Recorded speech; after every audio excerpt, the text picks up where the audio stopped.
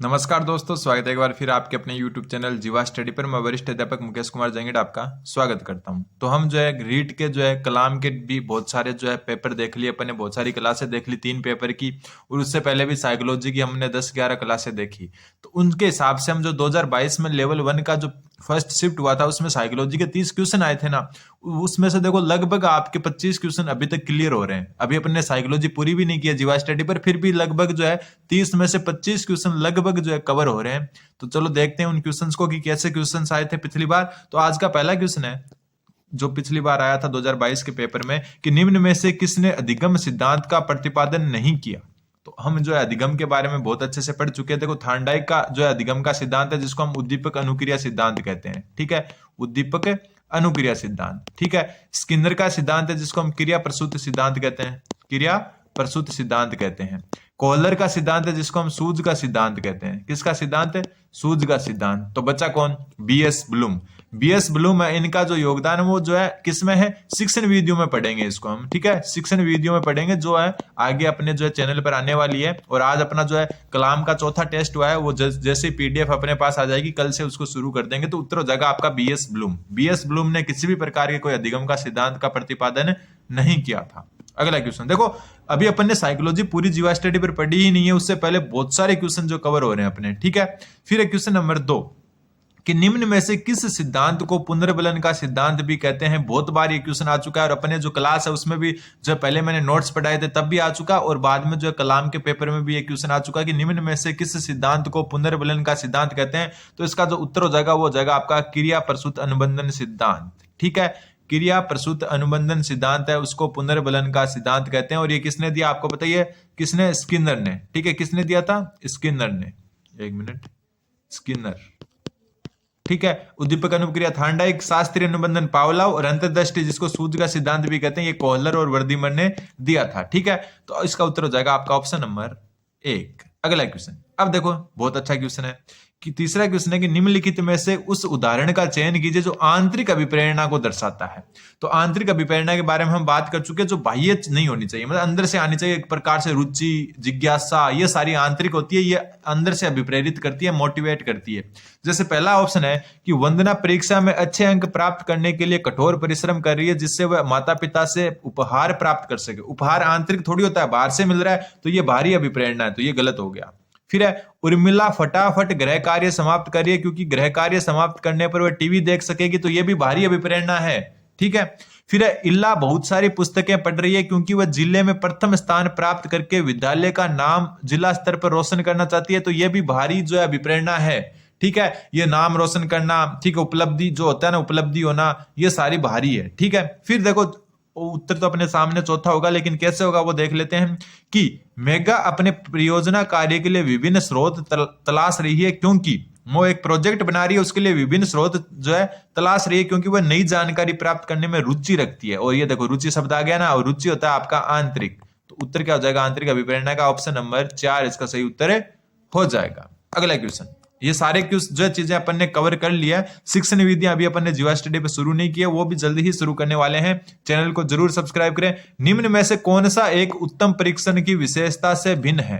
तो देखो जैसे हम शिक्षण विधियां पढ़ेंगे तो उसमें जो है परीक्षण की विभिन्न जो है विशेषताएं पढ़ेंगे, जिसमें विश्वसनीयता, वैधता, वस्तुनिष्ठता, ठीक है, ये सारा आएगा, लेकिन उसमें अभिक्षमता नहीं होती है। ठीक है, कोई भी जो है परीक्षण वो विश्वसनीय होना चाहिए, वस्तुनिष्ठ होना चाहिए और उसकी वैधता होनी चाहिए। वैधता का मतलब है जिस काम के लिए उस परीक्षण को बनाया गया है वो कार्य उसको पूरा करना है। मान लो कि किसी परीक्षण को जो है बुद्धि मापन के लिए बनाया गया है, तो उस परीक्षण का जो है परीक्षण करने के बाद में बुद्धि का मापन होना चाहिए, वो होती है वैधता। तो इसमें अभिक्षमता जो होती है ना, वो जो है परीक्षण की विशेषता नहीं होती, बाकी तीनों परीक्षण की विशेषता होती है। अगला क्वेश्चन, क्वेश्चन नंबर 5।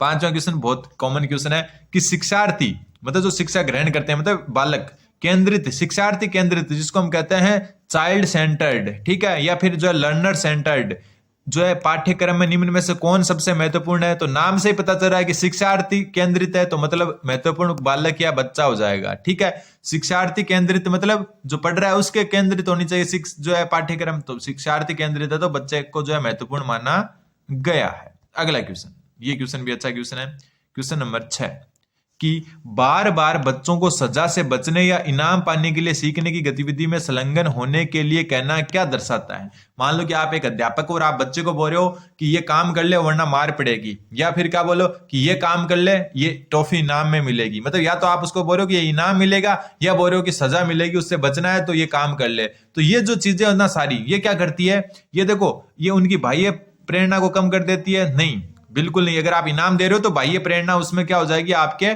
बढ़ रही है, तो ये तो नहीं होगा। ठीक है, उसकी आंतरिक अभिप्रेरणा को बढ़ाती है? तो बिल्कुल नहीं बढ़ाती। सजा और डर क्या होता है, अभिप्रेरणा को कम करता है, बिल्कुल। फिर अब बच्चों को लक्ष्य प्रदर्शन की बजाय महारत हासिल करने के प्रति ध्यान केंद्रित करने के लिए प्रोत्साहित करती है? तो ये उत्तर हो सकता है, लेकिन हम चौथा ऑप्शन पहले पढ़ लेते हैं। ठीक है, क्या कर लेते हैं, पहले चौथा ऑप्शन पढ़ लेते हैं। बच्चों की प्राकृतिक रुचि और सीखने में शामिल होने की जिज्ञासा को कम करती है। और मैं आपको बता चुका कि उचित विकल्प का चयन करते हैं हमेशा साइकोलॉजी में। तो इन दोनों में जो उचित विकल्प है वो ऑप्शन नंबर डी है। बच्चों की प्राकृतिक रुचि, मान लो कि प्राकृतिक रुचि उसके अंदर मतलब कुछ बनने का, जैसे मान लो कि एक बच्चा है वो जो है सृजनात्मक है, वो जो है मतलब फोटोग्राफर बनना चाहता है। एक बड़ा बच्चा ले लेते हैं, वो फोटोग्राफर बनना चाहते हैं, लेकिन आप उसको गणित पढ़ा रहे हो, सजा से जो बचने के लिए या फिर इनाम देकर जो उसको गणित की ओर अग्रसर कर रहे हो, तो उसकी जो प्राकृतिक रुचि है जो फोटोग्राफी है उससे वो दूर भाग रहा है, या फिर पेंटिंग है, ठीक है, उनसे वो क्या हो रहा है, दूर भाग रहा है। तो उसकी जिज्ञासा कम होती है। तो इसका उत्तर हो जाएगा आपका ऑप्शन नंबर डी। ठीक है, अगला क्वेश्चन है, एक मिनट, क्वेश्चन नंबर 7। आरटी अधिनियम 2009 के अनुसार शिक्षक के लिए प्रति सप्ताह कितने घंटे निर्धारित किए गए हैं? मतलब काम करने के कितने घंटे जो है आरटी अधिनियम 2009 के अंतर्गत जो है डिसाइड किए गए या निर्धारित किए गए? तो जो इसका उत्तर हो जाएगा ऑप्शन नंबर सी, 45 घंटे। आरटी 2009 अधिनियम के अनुसार एक शिक्षक को जो है प्रति सप्ताह 45 घंटे जो है काम करना है या फिर अध्ययन करवाना है। अगला क्वेश्चन, एनसीएफ 2025 के अनुसार एक शिक्षक की भूमिका होनी चाहिए। यह बहुत अच्छा क्वेश्चन है।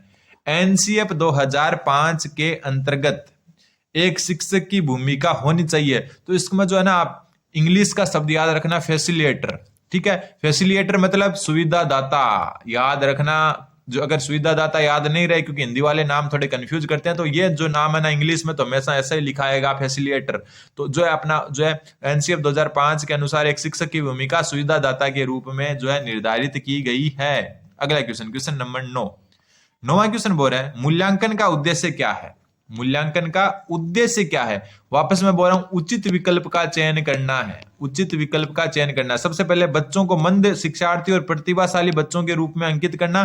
तो देखो, अगर आप कोई बच्चों को मंद या प्रतिभाशाली के रूप में अंकित कर रहे हो तो वो तो बिल्कुल भी मूल्यांकन का उद्देश्य नहीं है। ठीक है, दूसरा, उन बच्चों की पहचान करने के लिए जिन्हें उपचारी उपाय की आवश्यकता है, तो ये जो है बिल्कुल जो है एक जो घटक बनता है। लेकिन अगला देखते हैं, सीखने की कठिनाइयां और समस्या क्षेत्रों का निदान करने के लिए, तो ये भी हो सकता है। फिर अगला देखते हैं, उस सीमा तक प्रतिपुष्टि प्रदान करना जहां तक हम उत्पादनशील जीवन के लिए शिक्षा प्रदान करने में सफल रहे हैं। तो सबसे जो मेन आता है आपका ऑप्शन नंबर डी आएगा। अगर आप जो है ये क्वेश्चन पढ़कर ऑप्शन डी चूज कर रहे हो तो आप बिल्कुल सही चूज कर रहे हो।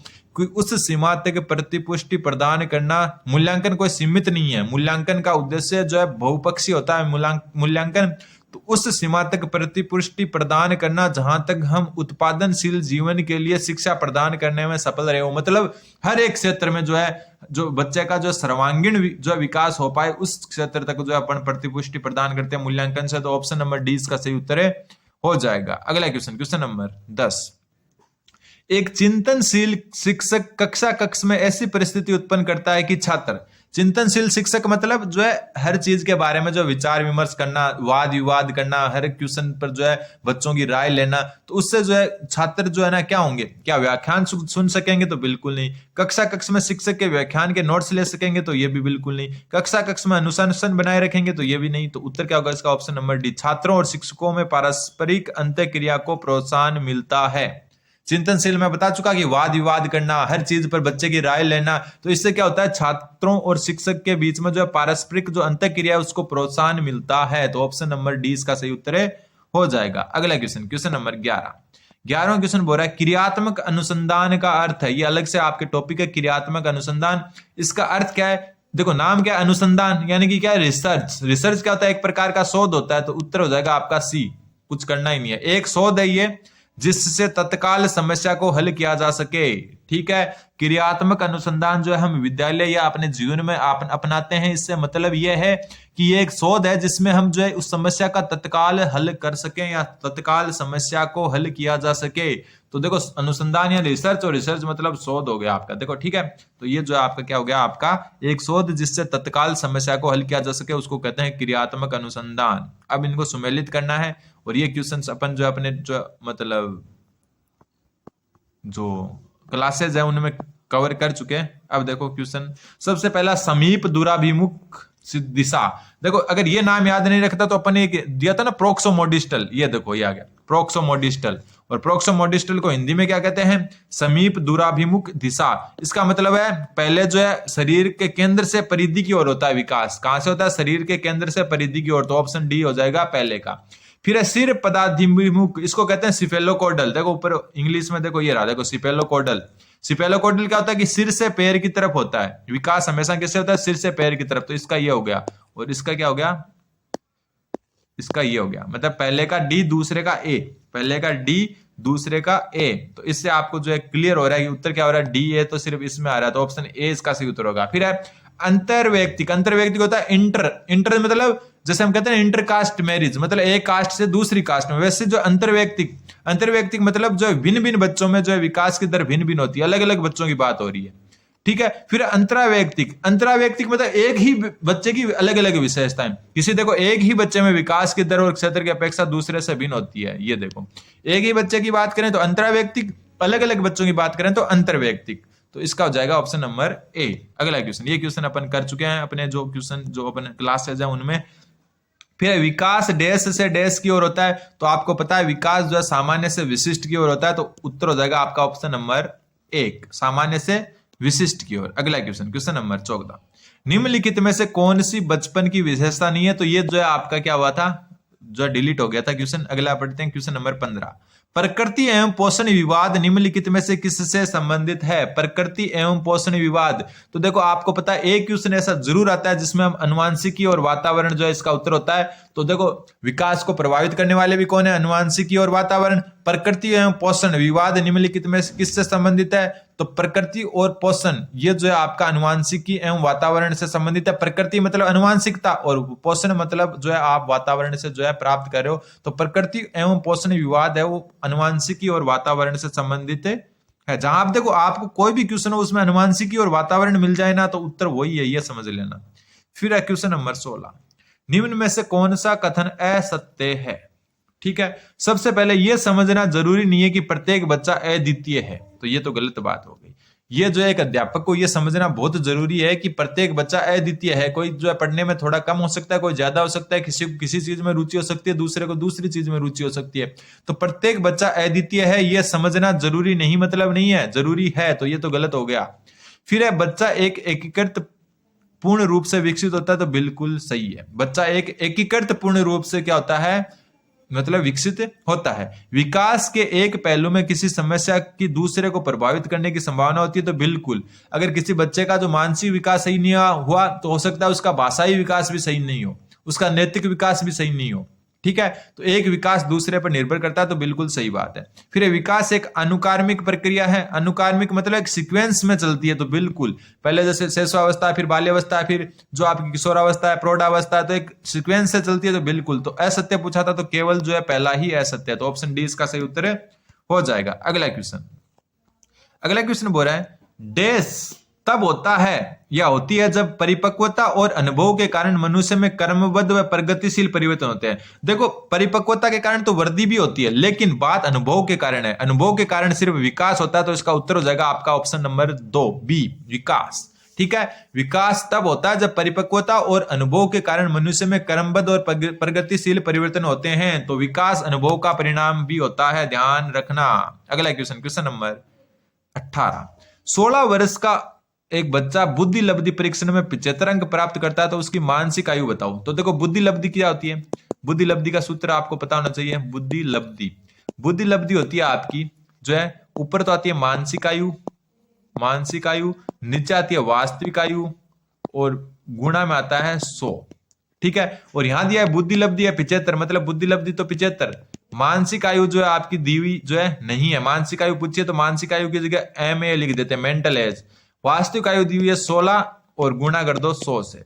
अब देखो ये कट जाएगा 3 बार और ये कट जाएगा 4 बार, और ये 4 से ये 4 बार, तो ये MA बराबर हो जाएगा, ये 4 उस साइड जाके गुणा होगा तो 3 गुणा 4 बराबर 12, मतलब उसकी जो आपकी मानसिक आयु है 12 वर्ष की है। ध्यान रखना 18वें में हो जाएगा ऑप्शन नंबर डी। अगला क्वेश्चन, क्वेश्चन नंबर 19वां क्वेश्चन देखो।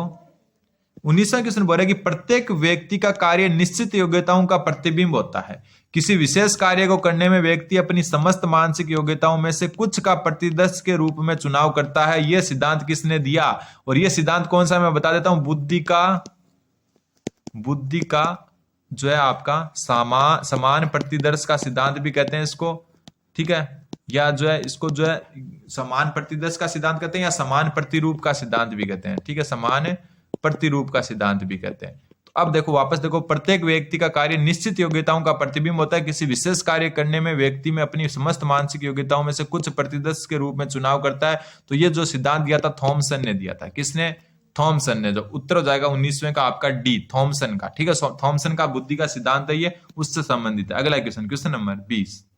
निम्न में से कौन सी व्यक्तित्व मापन की प्रक्षेपी मतलब प्रोजेक्टिव टेक्निक, कल ही पढ़कर आए हैं अपन प्रक्षेपी विधियां।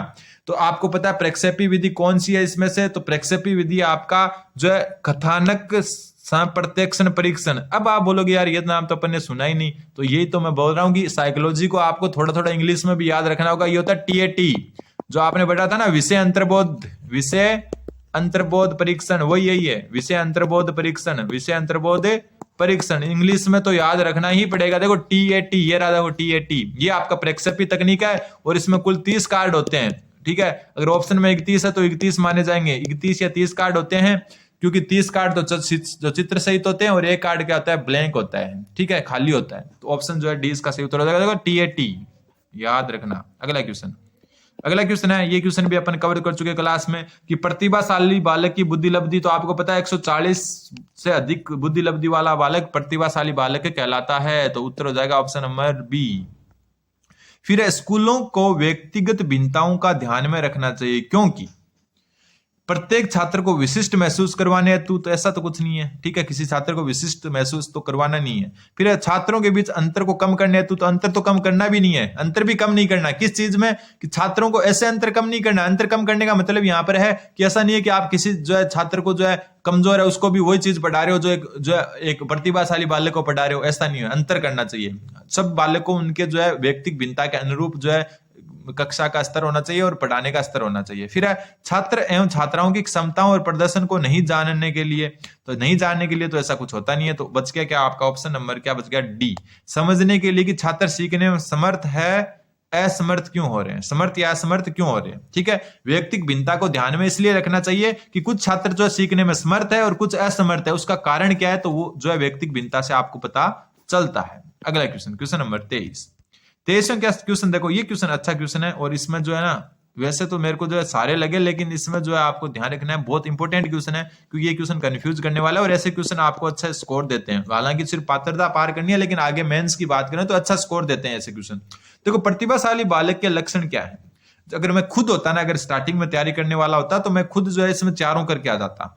देखो अति सक्रियता, तो अति सक्रियता जो है प्रतिभाशाली बालक की जो है विशेषता नहीं है, ध्यान रखना, ठीक है। बहुत ज्यादा सक्रिय है तो इसका मतलब जरूरी नहीं हो प्रतिभाशाली बालक हो, वो जो हो सकता है कि बहुत ज्यादा कुसमायोजित बालक भी हो सकता है। फिर वार्तालाप प्रियता, जो आपका प्रतिभाशाली बालक है वो वार्तालाप प्रियता का मतलब बहुत ज्यादा बात करने वाला, तो ऐसा नहीं होता। प्रतिभाशाली बालक सिर्फ काम की ही बात करता, तो ये भी गलत हो गया, ठीक है। अभिव्यक्ति में नव्यता, मतलब नई नई जो है बातें बोलना या जो सोचना। फिर जिज्ञासा, ठीक है, किसी चीज को जानने की जो है जिज्ञासा होती है वो होती है। तो 1 और 2 ही इसका सही उत्तर होगा, ऑप्शन जो है बी इसका सही उत्तर हो जाएगा। अगला क्वेश्चन, क्वेश्चन नंबर 24 है क्वेश्चन, बुद्धि लब्धि का निम्नलिखित फॉर्मूला किसने दिया? तो ऊपर हम पढ़कर आए और ये फॉर्मूला जो है विलियम स्टर्न और टर्मन दोनों ने दिया था, तो इसका उत्तर ये दोनों माना गया है, ठीक है। स्टर्न और टर्मन का जो है ये फॉर्मूला है, उत्तर इसका हो जाएगा ए और बी। अगला क्वेश्चन, क्वेश्चन नंबर 25। 25वां क्वेश्चन बोल रहा है सृजनात्मकता मुख्यतः किससे संबंधित है। तो अपन बात कर चुके हैं कि जो सृजनात्मकता है उसमें कौन सा चिंतन होता है, अपसारी चिंतन। अपसारी चिंतन अपन जो अपनी क्लासों में कम से कम 10-15 बार चर्चा कर चुके हैं। अपसारी चिंतन किससे संबंधित है, सृजनात्मकता से। और अभिसारी चिंतन किससे संबंधित है, बुद्धि से। ठीक है, अगला क्वेश्चन, क्वेश्चन नंबर 26वां क्वेश्चन है निम्नलिखित में से कौन सी स्थिति समायोजन को बढ़ावा देती है। समायोजन मतलब व्यक्ति क्या किसी चीज से जो है एक प्रकार से एडजस्ट कर लेता है। ठीक है, मान लो बहुत चिंतित है और कोई चीज उसको ऐसे सुख प्रदान करती है तो वो क्या होता है, थोड़ा सा खुश हो जाता है और वो समायोजित हो जाता है, मतलब जो एडजस्ट कर लेता है अपने आप को।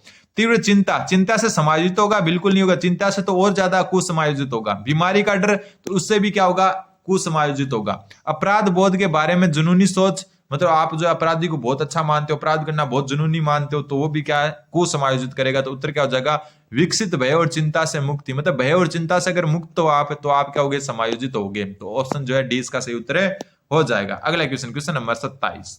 देखो 27वां क्वेश्चन बहुत अच्छा क्वेश्चन है, अधिगम स्थानांतरण से संबंधित है। कक्षा 2 की छात्रा सृष्टि को अध्यापिका ने मूल गणित विषय के सवाल करवाए। मतलब जो एक अध्यापिका है उसने जो एक बच्ची को जो है मूल गणित के सवाल करवाए। अगले दिन वह बाजार में सामान खरीदने के उपरांत दुकानदार द्वारा की गई योग की गलती को चिन्हित करके सही करवाती है। ठीक है, पहले जो है कक्षा 2 की एक बालिका है, उसने क्या सीखा, गणित सीखी, मूल गणित। तो फिर जो है अगले दिन वो जाए बाजार में, जो है जो दुकानदार है उसने जो है पैसे जोड़ने में गलती कर दी, तो उसको जो है वो बच्ची बताती है कि गलत जोड़ लिया आपने। ये अधिगम का कौन सा प्रकार है, तो ये आपका सकारात्मक स्थानांतरण। मतलब जो है पहले का सीखा हुआ बाद में काम आ रहा है, तो कौन सा सकारात्मक हो गया, कौन सा जो है ऑप्शन हो गया बी, सकारात्मक स्थानांतरण। अब है क्वेश्चन नंबर 28। एक व्यक्ति में एक समय पर दो विपरीत इच्छाओं का होना क्या कहलाता है, तो द्वंद्व कहलाता है। और मैं आपको बता चुका ये 3 प्रकार का होता है, वैसे 4 का माना जाता है लेकिन 2 एक जैसे होते हैं, जिसमें जो है कल ही पढ़े अपने पद्धति। ठीक है, इनके बारे में डिटेल से पढ़ चुके हैं। वर्जन, ठीक है, वर्जन और एक होता है पद्धति वर्जन। कौन सा, पद्धति वर्जन। एक उल्टा भी होता है वर्जन पद्धति, लेकिन वो दोनों एक जैसे ही होते हैं। तो उत्तर हो जाएगा इसका द्वंद्व। अगला क्वेश्चन, क्वेश्चन नंबर 29। देखो, रवि का बुद्धि परीक्षण इंगित करता है कि वह औसत से लेकर औसत से अधिक बुद्धिमत्ता की श्रेणी में आता है। हालांकि पढ़ने, वर्तनी, सामाजिक विज्ञान और विज्ञान में उससे बहुत कम ग्रेड मिलता है, और गणित में जो है, गणित में काफी अधिक है। मतलब गणित में तो बहुत अच्छा है, लेकिन पढ़ने, वर्तनी, सामाजिक विज्ञान और विज्ञान में उसके ग्रेड कम है। ठीक है, तो रवि लेखन कौशल में भी अच्छा है, लिखने में भी अच्छा है। तो रवि में कौन सी अधिक संभावना है, किस विकृति की संभावना है, तो डिसकैलकुलिया, तो गणित में संबंधी विकृति है, तो गणित में तो बहुत अच्छा, तो ये तो हो ही नहीं सकती। फिर डिसग्राफिया यानी लेखन से संबंधी विकृति, तो को यहाँ क्या लिख रहा है, रवि लेखन में बहुत अच्छा है, तो ये भी नहीं हो सकता। फिर डिस्फेजिया, बोलने से संबंधी विकृति, तो बोलने से संबंधी विकृति जो है यहाँ पर कहीं भी जो है नहीं दी गई, क्योंकि जो है औसत से अच्छा है। फिर डिसलेक्सिया इसका सही उत्तर होगा। पढ़ने से संबंधी विकृति, देखो पढ़ने, वर्तनी, इनमें क्या है, वो बहुत कम है, तो क्या हो गई, पढ़ने संबंधी विकृति होगी। और लास्ट क्वेश्चन तो 2022 के पेपर में आया हुआ है कि सीखना व्यवहार में उत्तरोत्तर सामंजस्य की एक प्रक्रिया है। ये कथन किस शिक्षाविद द्वारा दिया गया, सीखना व्यवहार में उत्तरोत्तर सामंजस्य की एक प्रक्रिया है, और ये कहा गया आपका स्किनर द्वारा। तो ये आपकी जो है क्लास हो चुकी है, जो 2022 में लेवल 1 का जो शिफ्ट जो 1 है, जो लेवल 1 और लेवल 2 दोनों में आती है। वैसे तो साइकोलॉजी शिफ्ट 1 का पेपर है, और कल से जो है माइनर टेस्ट 4 की क्लास ला रहे हैं। कलाम का जो आज हो चुका है उसकी। तो धन्यवाद, बन रहे हैं जीवा स्टडी के साथ। धन्यवाद।